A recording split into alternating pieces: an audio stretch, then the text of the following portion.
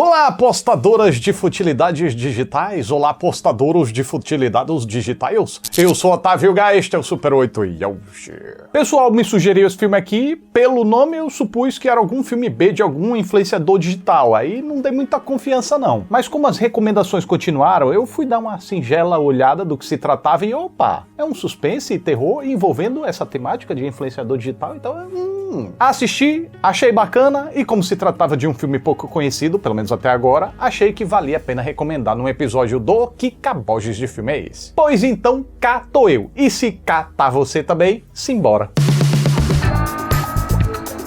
Só anestesista tem permissão pra influenciar na dor? O Zap Zap é uma plataforma destinada pra influenciar, velho. A melhor forma de pescar um cardume inteiro é com rede social? Tudo isso e muito mais agora. Uma influenciadora digital, que é uma mistura de Carla Dias com Gabriela Prioli, tá numa viagem turística na Tailândia. Passeia lá por locais paradisíacos, come comidas diferenciadas, faz seus posts no Instagram e reclama da vida. Porém, depois que seu passaporte é roubado, ela começa a entrar num pesadelo e aí descobre o motivo real pra reclamar.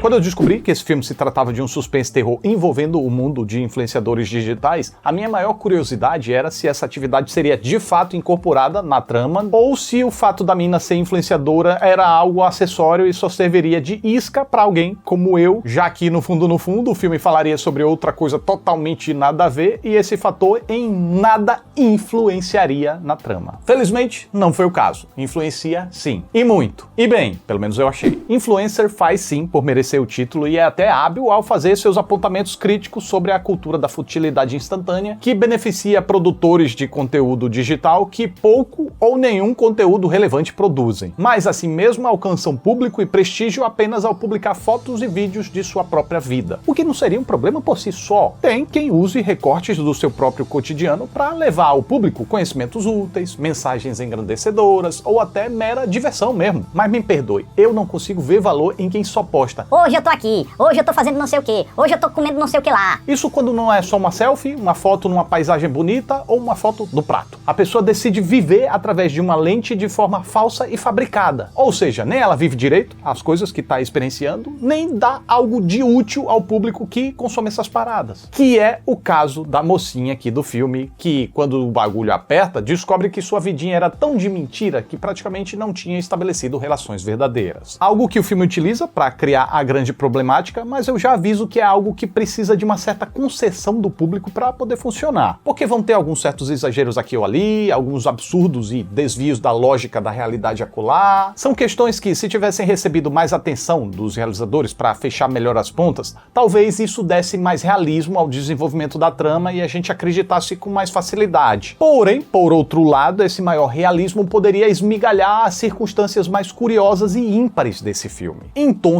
quando a partir de certo ponto o filme começa a deixar um monte de dúvidas no ar, fazendo a gente se perguntar como as coisas vão se fechar, eu abracei a forma mais imaginativa, vamos dizer assim, pela qual o roteiro deu as respostas. Eu digo isso porque eu vi aqui em Influencer um certo quê de Black Mirror, de um jeito que se fosse vendido como um episódio dessa série eu compraria tranquilão. É que Black Mirror costuma dar umas viajadas na ficção científica para supor situações que a gente poderia viver no futuro envolvendo o uso da tecnologia ou comportamentos decorrentes desse uso. E na minha concepção, esse filme aqui também foi por esse caminho. Inicialmente apresentou a moça que vive de suas redes sociais e em função delas. E o filme não deixou de fazer aqueles tais comentários sobre as diferenças entre a vida real e o que é mostrado na telinha do smartphone. E então, a partir da primeira virada da trama, o roteiro incorporou, com aquele toque de imaginação, certos adventos tecnológicos recentes para expandir as reflexões sobre o assunto redes sociais. Daí, enquanto supunha certos riscos e ciladas que a superexposição nas redes sociais poderia gerar, o roteiro aproveitou para refletir sobre o tipo de relação rasa e falsa que um conteúdo raso e falso tende a criar entre o influenciador e o público. Como eu disse, você pode fazer uma leitura de que, com a crítica social como prioridade do roteiro, ele criou uma trama furada e dependente de certas invencionices. Mas não foi a leitura que eu tive. Eu vi uma obra que constrói uma cadeia de situações tão intrigante quanto peculiar, dentro desse lado mais mais imaginativo. Até porque o roteiro se beneficia muito de subversões de expectativas, inclusive uma subversão certeira quanto aos papéis narrativos. Falei grego pra você? Não se aveste não. De forma bem resumida, vamos lá. Trama é a história. Narrativa é a forma como a história é contada através do uso dos inúmeros recursos da arte em questão. Com isso em mente, o papel dramático dos personagens é o que eles desempenham dentro da história. Mocinha, herói, anti-herói, vilão, amigo, capanga, etc. Já os papéis narrativos são como os personagens recebem a atenção de quem conta a história. Se o personagem está em destaque e toma as principais decisões que movem a trama, esse aí é o protagonista. Já quem faz a principal oposição a ele é o antagonista. Agora, se é um personagem em torno desses principais, é um coadjuvante. Se esse coadjuvante está do lado do protagonista, é um coadjuvante ajudante. Se está contra o protagonista, é um coadjuvante antagônico. Dito isso, eu gostei muito da dança das cadeiras que influencer faz com seus papéis narrativos. Gostei por gostar? Não, é porque isso ajudou a deixar minha experiência excepcionalmente incógnita. Eu não sabia o que estava vindo pela frente. Porque o que acontece? O filme sugere uma parada, aí quando eu embarquei, ele puxou meu tapete e seguiu por outro rumo, bem menos comum do que o que a gente costuma ver. E olha que esse filme podia ser bem mais do mesmo, viu? Oportunidades não faltaram para ele seguir rotas já trilhadas um cabogilhão de vezes, mas o roteiro o tempo todo, de forma inventiva, encontra saídas alternativas que a gente nem percebia que estava ali e segue desse jeito bonitinho até quase o fim. Por que quase o fim? Porque tem uma certa circunstância que o filme indica, mas como interrompe para fazer uma das tais quebras de expectativas que eu mencionei, deixa um efeito colateral que é não conseguir fazer a gente esquecer do que estaria acontecendo ali naquela parte abandonada. Honestamente, ao terminar de assistir, eu não tinha concluído se eu tinha gostado ou não disso. Porque, por um lado, manter o mistério no ar, em suspenso, pode deixar a gente num suspense, né, para uma eventual catarse no final. Por outro, quando a gente não para de ficar pensando nisso, a gente pode dividir a atenção entre a história que está sendo contada e a história que não está sendo contada. Às vezes parece que o diretor Curtis David Harder quer que a gente acredite que o assunto lá foi encerrado, mas ao mesmo tempo nem a sua direção, nem o roteiro deram material suficiente pra gente desapegar e me pareceu muita ingenuidade da direção acreditar que a simples inércia daria conta do recado. Não deu. E pensando bem, eu acho até que o lado negativo dessa questão em específico se sobressaiu. Tá difícil aqui, tô rebolando bastante pra não revelar demais e eu não vou revelar o que acontece no final, até porque o que acontece não importa. Importa o nosso pensamento dividido ao longo de todo o desenvolvimento. Então assim, pra não revelar, vou trabalhar com uma hipótese da seguinte forma. Se o assunto lá, nessa tal parte interrompida, não foi encerrado, ainda tem coisa pra ser contada lá, fica acesa uma chama de previsibilidade muito frustrante, porque o filme estava se esforçando tanto pra surpreender, e aí justamente pra conclusão cairia na maior obviedade possível. Mas por outro lado, se o assunto lá foi encerrado sim, manter a gente pensando no que estaria acontecendo ali acabaria sendo um investimento totalmente em vão que a gente faria por uma indução negligente do roteiro. Em resumo, se o filme se concluir como a gente imagina, é previsível. Se não for como a gente imagina, o filme deixou a gente pensando nessa obviedade à toa. Mas isso não seria como qualquer outro filme que permite hipóteses diferentes para uma conclusão? Não, porque essa tal dúvida que o filme deixa em suspenso aqui não é necessária. Ela não é nem tão útil assim para a história que está sendo contada em cena. Porque não enriquece ela, não aprofunda, não altera, apenas, como eu disse, divide o foco do nosso pensamento, o que pode enfraquecer o nosso interesse em entender os objetivos e a psicologia dos personagens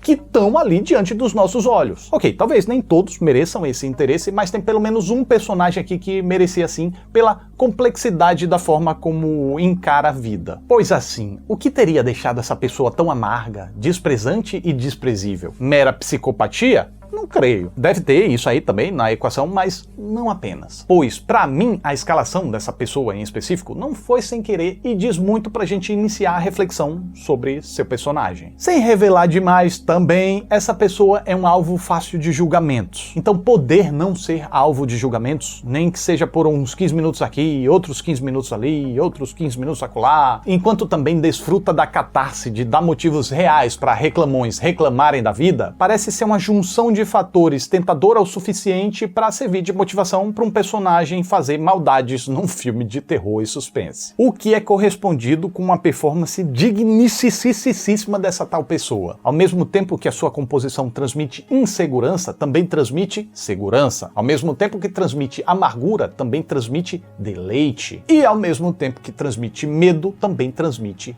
coragem. E eu não tô falando de oscilação entre esses sentimentos não, tá? O que já seria bem bom, mas não. Aqui acontece simultaneamente ao mesmo tempo, na mesma hora, de fato. Esse personagem tem uma persona tão contraditória quanto a vida que escolheu ter, já que ao mesmo tempo que pode ter várias facetas, decidiu não ser ninguém. Quanto aos demais personagens, são todos devidamente distribuídos para gerar ora um mistério encasquetante, ora uma confusão gostosa. E se por acaso em algum momento você se pegar torcendo para quem não devia, não se sinta mal. Não quer dizer que você seja uma má pessoa. Isso é fruto do poder narrativo quando ele é bem domado. Você quer apenas que a história prossiga e você possa chegar no final ligando os pontos. O que eu acredito que aconteceu aqui em Influencer. Pelo menos, creio eu, foi o suficiente para fazer a gente embarcar nessas férias frustradas do Caboges, fosse quem fosse que estivesse ocupando o posto de protagonista. Então, para mim, Influencer é um suspense com terror bacana que, apesar de não ser impecável, ao dividir nosso foco sem necessidade e ao ter momentos que podem abalar a suspensão da descrença de quem não entrar devidamente na vibe hipotética da narrativa, é muito hábil ao fazer seus apontamentos críticos enquanto carrega a gente com bastante interesse por uma trama indecifrável, pelo menos na maior parte do tempo. Além de que é um filme muito capaz de deixar a gente com o zoião aberto com suas subversões de expectativas, rotas surpreendentes em paisagens belíssimas.